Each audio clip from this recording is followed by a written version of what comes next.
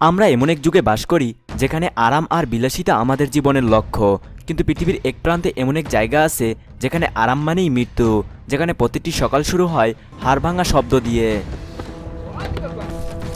এখানে কোনো দয়া নেই, নেই কোনো অজুহাত, আছে শুধু লোহা আর রক্ত। এটি চীনের হেনান প্রদেশের সেই গোপন জগৎ যেখানে সাধারণ মানুষকে বিশ্বের সবচেয়ে ভয়ঙ্কর মানব অস্ত্রে রূপান্তর করা হয়। তো রহস্যের সমাহারের এবারের পর্বে আমরা প্রবেশ করতে যাচ্ছি সেই শাওলিন টেম্পল এবং এর সংলগ্ন সেই স্কুলগুলোতে, যেগুলোকে বলা হয় পৃথিবীর সবচেয়ে মারাত্মক কুম্ফু স্কুল। আপনি কি তৈরি এই যন্ত্রণার মধ্যে দিয়ে অজেয় হওয়ার গল্প শুনতে? তাহলে ভিডিওটি শেষ পর্যন্ত দেখুন এবং ভিডিওটিতে এখনই একটি লাইক করে দিন।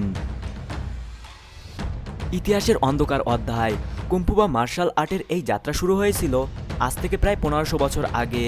বৌদ্ধ সন্ন্যাসী বোধিধর্ম যখন ভারত থেকে চীনে ভ্রমণে যান, তিনি দেখলেন সন্ন্যাসীরা ধ্যানের জন্য শারীরিকভাবে অনেক দুর্বল।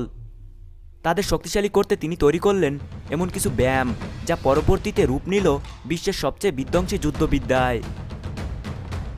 এই স্কুলগুলো শুধু শরীরচর্চার জায়গা নয়, এগুলো ইতিহাসের সাক্ষী। এই সন্ন্যাসীরা একসময় চীনের সম্রাটদের রক্ষা করতেন, তারা তলোয়ারের বিরুদ্ধে খালি হাতে লড়তেন। কিন্তু আধুনিক যুগেও কি সেই কঠোরতা বজায় আছে? উত্তরটা আপনি একটু পরেই দেখতে পাবেন। রুটিন।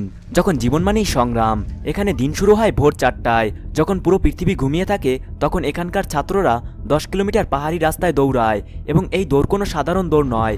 তাদের হাতে ও পায়ে বাঁধা থাকে ভারী ওজনের লোহার শিকল বা বালুর ব্যাগ। আর এটি হলো মাবু পজিশন। এখানকার একজন ছাত্রকে টানা 3 থেকে 4 ঘন্টা এই একই অবস্থায় বসে থাকতে হয়। যদি কেউ সামান্যতম নড়ে ওঠে তবে মাস্টারের বাঁশের লাঠি তার পিঠে আছড়ে পড়তে 1 সেকেন্ডও দেরি করে না। তাছাড়া এখানকার ডায়েট অত্যন্ত কঠোর, কোনো তেল বা চর্বিযুক্ত খাবার নয়। শুধু শরীরে টিকে থাকার জন্য যতটুকু প্রয়োজন ঠিক ততটুকুই দেওয়া হয়, কারণ তারা এটি মনে করে পেট ভরা থাকলে যোদ্ধার খিদে মরে যায়। আয়রন বডি, শরীর যখন পাথর। আপনি কি কখনো আয়রন পাম বা আয়রন হেড এর নাম শুনেছেন? এই টেকনিকগুলো অর্জন করতে বছরের পর বছর অমানসিক যন্ত্রণা সহ করতে হয়। আয়রন পাম, প্রতিদিন হাজার হাজার বার গরম বালু বা লোহার কুচিতে হাত ঢুকিয়ে হাতের তালুকে এমন শক্ত করা হয় যে তার এক আঘাতেই একজন মানুষের পাঁজরের হাড় গুঁড়ো করে দিতে পারে। আয়রন হেড, তাদের মাথার খুলিকে পাথরের চেয়েও শক্ত করা হয়। শুরুতে বালিশে মাথা ঠুকে শুরু হলেও শেষ পর্যন্ত তারা নিজেদের মাথা দিয়ে পাথরের স্ল্যাব ভেঙে ফেলে। বডি কন্ডিশনিং, তাদের স্নায়ুগুলোকে মৃত্যু করে দেওয়া হয় যাতে লড়াইয়ের সময় তারা কোনো ব্যথা অনুভব না করে। একজন শাওলিন যোদ্ধার কাছে ব্যথার অনুভূতি একটি মানসিক ভ্রম মাত্র। কিন্তু প্রশ্ন হলো, এত যন্ত্রণা তারা সহ করে কিভাবে? এর উত্তর লুকিয়ে আছে অভ্যন্তরীণ শক্তির মধ্যে। তারা বিশ্বাস করে মানুষের শরীরের ভেতরে এমন এক অসীম শক্তি লুকিয়ে আছে, ধ্যানের মাধ্যমে তারা সেই শক্তিকে শরীরের নির্দিষ্ট অঙ্গে প্রভাবিত করতে পারে। আর এটি কোনো জাদুকরী বিষয় নয়, এটি চূড়ান্ত মনোযোগ বা কনসেন্ট্রেশন। এই স্কুলগুলোতে শুধু শরীরকে নয়, মনকেও লোহার মতো শক্ত করা হয়। একজন ছাত্র যতক্ষণ না তার রাগকে শান্তিতে এবং যন্ত্রণাকে শক্তিতে রূপান্তর করতে পারছে ততক্ষণ তাকে পূর্ণাঙ্গ যোদ্ধা বলা হয় না। আর প্রতি বছর হাজার হাজার ছাত্র এই স্কুলগুলো থেকে ঝরে পড়ে, অনেকে চোট পেয়ে চিরতরে পঙ্গু হয়ে যায়।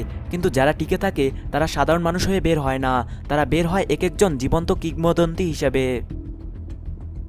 আর এই শাওলিন বা এই মারাত্মক কুম্ফু স্কুলগুলো আমাদের মনে করিয়ে দেয় যে মানুষের সীমাবদ্ধতা আমরা নিজেরাই তৈরি করি। যদি আপনার ইচ্ছাশক্তি ইস্পাতের মতো শক্ত হয় তবে পৃথিবীর কোনো যন্ত্রণাই আপনাকে দমাতে পারবে না। আর আপনি কি আপনার সন্তান বা নিজেকে এমন এক স্কুলে ভর্তি করতে চাইবেন, নাকি এই কঠোরতা আপনার কল্পনার বাইরে? আমাদের কমেন্ট বক্সে জানান। ভিডিওটি ভালো লাগলে ভিডিওটি লাইক করুন। আর এমনই আরও রহস্যময় এবং রোমাঞ্চকর তথ্য পেতে রহস্যের সমাহার চ্যানেলটি সাবস্ক্রাইব করে পাশে থাকা বেল আইকনটি অলে প্রেস করুন।